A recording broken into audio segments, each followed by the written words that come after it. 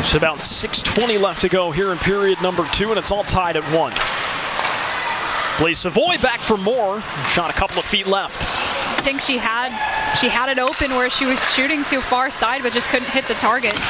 Schaafzahl into a sea of Friars, and Lindsey Bachna, fresh out of the box, will pick it off. But back to Vermont now. Malinkova. And a shot blocked here by Lily Martinson.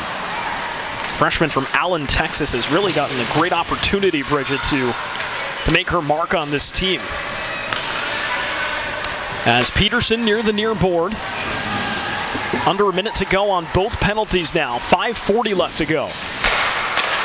You see on your screen about 50 seconds and 4-on-4. There's a 5-second difference between penalties, so Providence will technically be a skater up for about 5 seconds before returning to full strength. Of course, that's barring no goals, as Hjalmarsson is back for more. Her second goal of the day.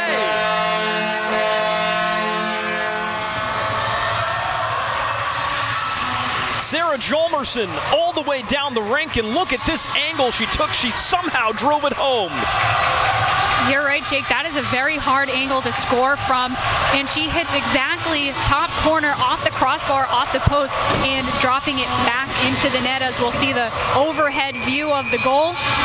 Actually didn't hit the far side post at all. It hit directly into that back top left corner. A really hard shot to make there. She's quite a potent goal scorer. She showed it twice so far today. Right off the pocket, top shelf. And how about Sarah Hjalmarsson? The consensus was that she'd have a big year. Got off to a pretty slow start, though, and then had to break to train for the Swedish national team. So it took her a bit to get into a rhythm, but 2 goals today, and now all of a sudden she's at 7 points, right back in the mix. Yeah, 5 goals now, and this is her first multi-goal game of the season. It's been a while since she's had a game where she's kind of taken over, but we know she has the ability to do that, and in a game the Friars have been severely outshot, she's put them up 2-1. Both goals for the Friars have come with 4 skaters on the ice, as now we're back at full strength. 5-on-5. As you see on your screen, the goal goes to Sarah Hjalmarsson, unassisted. And that's the second one unassisted for her, too. The last one was the breakaway. Schaafzahl with a good look. Now the offensive pace has really picked up on both sides, as Providence leading the way 2-1. 4:18 left to go. We'll take a quick break. It's Hockey East on NESN. Well, in a game that Providence was pretty slow to its feet to get moving, Bridget, now all of a sudden we've seen 2 goals from Sarah Hjalmarsson, and that's her first career shorthanded goal for the Friars.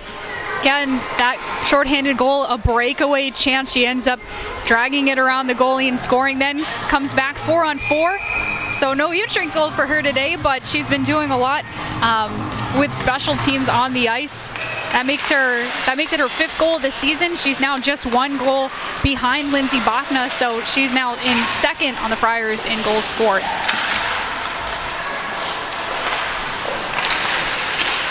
Friars are without their leading assist contributor tonight. It's Haley Lunny. She's got 8. And what a nice graduate student campaign that Lunny's having.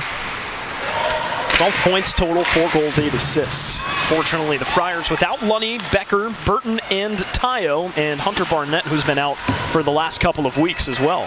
Yeah, Lunny would have taken a 6-game point streak into this one, so missing her, a big deal. Obviously, we don't have too much information about the players that are out of today's lineup, so we're not sure exactly when they'll be returning. Or, we don't know for sure if it's COVID or when anybody tested positive, so that's all still up in the air. We talked to Jim Plumer last night from Vermont, and he said, we're back at basically coming into the arena and looking at who's on our line chart and what we're working with today. He said he had an idea last night of who would be playing, but again, he said, it's pointless of us to give you anything here because this all could change in theory by tomorrow. Well, when we came in here, we weren't expecting some of the changes that happened, and we weren't even sure what the situation was going to be in net. We found out, just a few hours before the game that there were so many players out of this lineup unexpectedly. We're going to have a penalty called. Bachna just took a hit up high. And now this Vermont penalty kill will be on display here. It'll be Bella Parento, the sophomore from Montpelier. With a goal and assist, 2 points, and she will head to the Hooskow. 2:56 left to go. First true power play for the Friars tonight.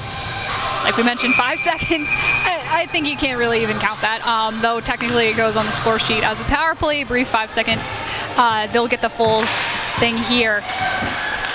Well, coming into this game, the Catamounts own a top 7 ranked penalty kill this season. You know, it's, with it constantly changing. We looked at it, it's at 6 1 minute, it's at 7 5th. But boasting a 90.2% success rate by way of penalty kill, that is some serious hard work. Yeah, they've only allowed 4 goals on the penalty kill this season, and now they have an offensive opportunity. Schaafsal looking for a shorthanded goal. It just gets by Jalmerson, and all the way, correction, gets past Abstreiter, and it gets past. Now here's Jalmerson in transition. The same angle she took on one of her shorthanded goals. She wants a hat trick, but she's rerouted. Correa dives on it. The puck trickles past the circle, and now DeBlois over to grab it.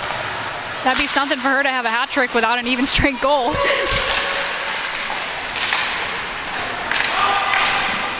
Jalmerson had a good look at the slap shot, but it appeared to be somewhat of a misstrike as Vermont will dump it all the way back and force Providence to reset.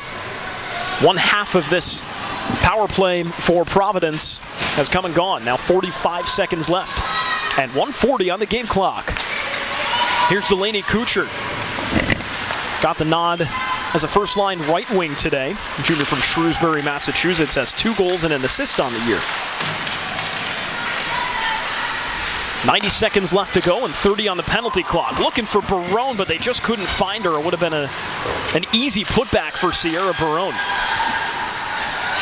Another shorthanded opportunity for Vermont. It'll be 2-on-2. Providence defense fills it in, and now picked off by Bachna. Crisis averted for the time being for the Friars. As 10 seconds left in the penalty kill for Vermont. 90.2% of the time they stop a goal. Can they increase it here with 1 minute remaining? Indeed they can. Full strength. Bachna, the high slot, trickles past Correa. Got a friendly bounce for the Catamounts as it goes all the way back to the board. Yeah, that looked like it may have been rolling the other way.